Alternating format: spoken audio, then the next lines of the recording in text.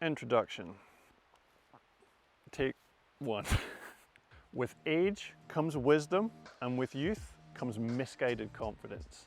This confidence can take young riders really far, scary far actually, but it can leave gaps in the skill set that are hard to fix when the wisdom catches up.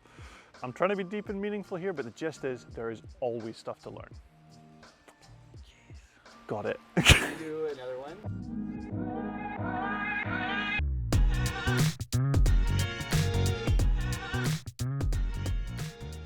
Today I'm working with new signing to the Pinkbike racing team, Wyatt Harrington. He's 16-year-old, a big unit like myself, and he's been killing it in the local BC races in the last few years. He is quite new to racing though, so he has a lot to learn. Hey Wyatt, keep it together!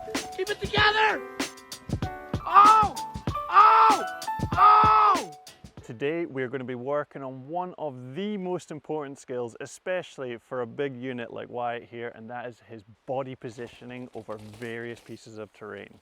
It is so important, everything builds in it, and I'm going to explain how you do it, and if I edit this video well, you will be able to see why that you need to do it. Let's begin. So we've come to the Angry M trail here on Diamond Head in Squamish, and I found this guy. Tall, very tall, and yeah, we're going to work on your body positioning on this section of track, and I think best way to start is let's have a roll through, see what it's like, see what's going on.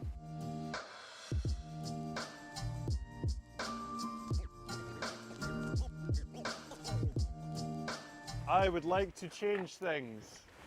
Just got a wee side-on snapshot of your body position. So that is like a decent, relaxed, quite center position, which is good. Like I try and look to see where the person is positioned between the wheels, and I'd say you're pretty close to where I'd want to be. What I would try and change is just make things a little bit more like racy, I guess I would call it. You're standing up and you've got like a little bend in the legs like you do. It makes you higher up in the bike than most people. The way to do it is you move your hips back, chest down.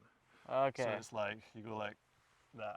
Yeah. And it's like you're trying to, people talk about hinging at the hips. Yeah. Hinging at the hips. So it's like, it feels like you're sticking your butt out, bringing your head down. And it feels way too aggressive for a millibit track like that. But we're just practicing it here, and then we'll try and take it a little bit further down. And you feel like your head's kind of like just over the bars. Okay. So take a run in, see if you can get into that position, and we'll see what it looks like.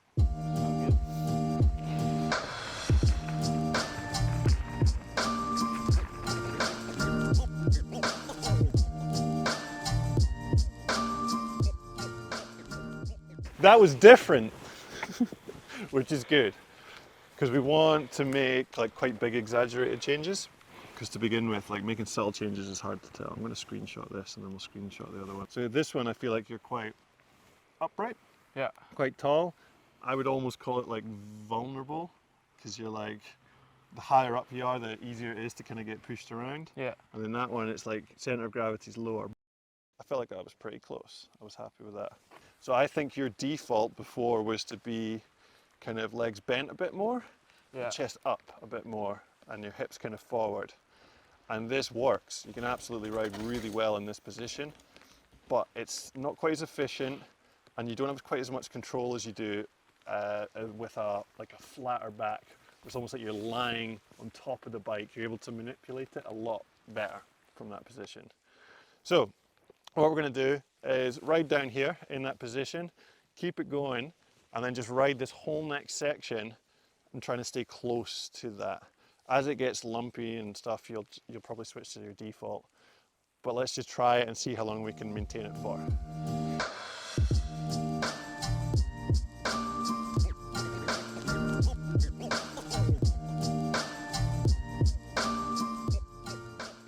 When I'm watching someone on a bit of track where there's no big features, it's just a corner, and there's no holes or things that you need to prepare for, I look for the head to be over the bars. If we draw a line vertically through the handlebars, I feel like you're just back, just a touch.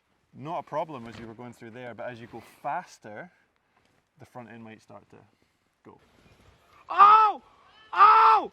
Yeah. And this is something that when I'd seen clips of you on Insta and stuff, I was like, I noticed that happened. Yeah.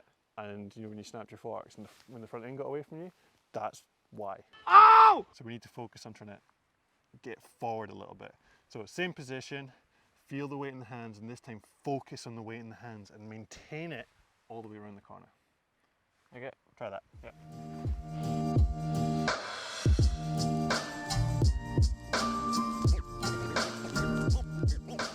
So yeah, definitely a bit. I would say pretty close to ideal. I would say you could potentially come further forward just to like really exaggerate it to get a big feeling for it, but it might feel like horrendous because it's quite good to take things to the max. But another thing I would maybe tweak is trying to bring the elbows out a little bit, just because it looks cool. There's no benefit really. I read like that.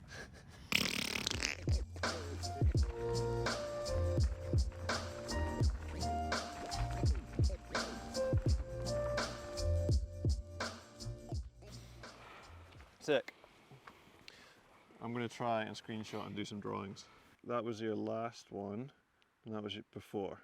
Okay. So you see there's like looking from the side, you're like, oh, it's not really that much of a difference. But in terms of how the bike is being weighted, that's a huge difference. Yeah. So you have your flatter back, which we worked on the other upper section, but now we've just brought that same torso position just a little bit further forward so the tires are evenly weighted. So when you need grip and when you need control on that front wheel, you should feel that weight in the hands that gets the front wheel to grip. Yeah. So that's sick. Right, what we're going to do now is try and take this position and use it on some tracks down here. Drop it in.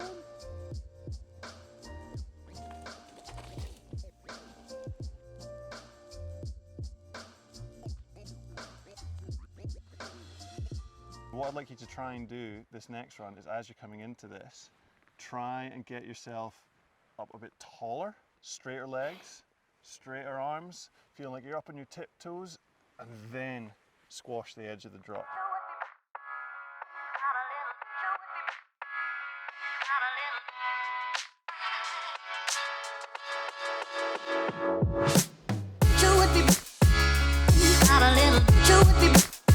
In general, your legs were straighter, your hips were higher. There's more to give in terms of soaking it up.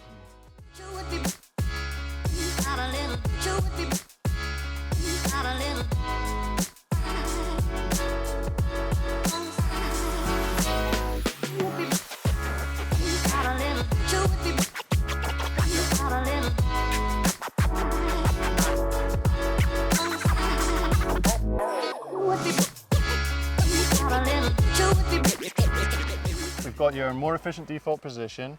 We've got you being nice and centered on the bike. We've got you trying to use all the room you've got. And these kind of like key things are going to give you more control, more composure, be more efficient so you can ride for longer and just be better on a bike. Sounds good.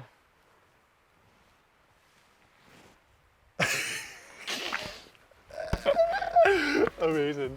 Hopefully this video has helped you to understand how to improve your body positioning.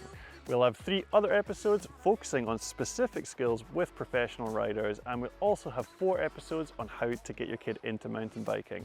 If that sounds good to you, like the video, subscribe to Pinkbike, and stay tuned for those episodes. Also, you can follow me at Ben Cathro, at Wyatt Harrington 69420, and yeah, we'll see you in the next video.